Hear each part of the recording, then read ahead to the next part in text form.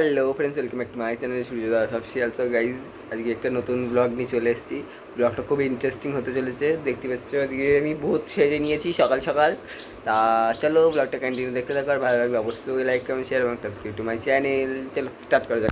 So guys, আবার প্রত্যেকদিনকার যেটা কাজ পুজো দেওয়া, সেটা দেখো আমি কিন্তু মানে চান টান করে এসেছি। ঠাকুর ঘরে এসে ঠাকুরকে সুন্দর করে সাজিয়ে দিয়েছি। দেখতেই পাচ্ছ মহাদেবকে কেমন লাগছে একটু কমেন্টে জানাবে।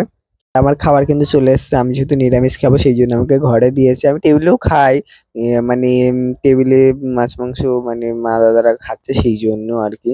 তা আমার জন্য এটা হয়তো তোমার ভাবছে মাংস, কিন্তু এটা মাংস না, এটা একটা ময়দার সবজি।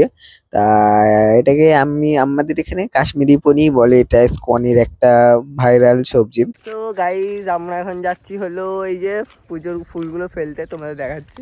এইদিকে এই জলে ফেলবো। তো চলো দেখতে থাকো। হাতে কিছু নেই তো, খুলে যেন না পড়ে যায় দেখে। তাও বাবা বলা কি যায়। হুইয়া! আমাদের ফুল চলে গেছে জলে। গাইস, আমরা এখন যাচ্ছি এই দিকটায়, মানে ছাতুর বাগানের দিকে। তা চলো দেখতে থাকো। দেখো সামনে দুজন, পিছনে একজন, আর আমি আছি। আমরা সবাই মিলে যাচ্ছি এখন ওই দিকটায় ঘুরতে। গাইস, এ দেখো আমার বৌদি লিখে দিচ্ছে আমার কিছু নোটস। এই যে আমার পেন্টে খাতা নিয়ে এসেছিলাম, ওইটা বস, তুই বস।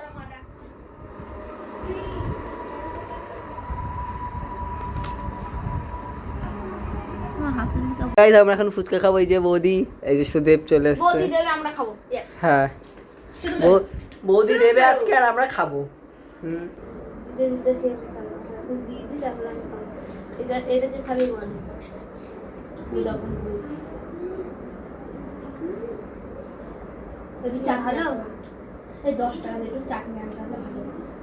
আর আজকে দাদা ইনকাম একটু বেশি হয়েছে, তাই দাদা বললো আজকে দাদা আইসক্রিম খাবো চ। তা দেখতে পাচ্ছ দাদা এনে দিয়েছে, আর বৌদি কিন্তু ঠান্ডা লেগে যাবে বলে সেই জন্য চিপস নিয়েছে। আর ব্লগটা এফ দিয়ে যদি ভালো লাগে অবশ্যই লাইক কমেন্ট শেয়ার এবং সাবস্ক্রাইব টু মাই চ্যানেল।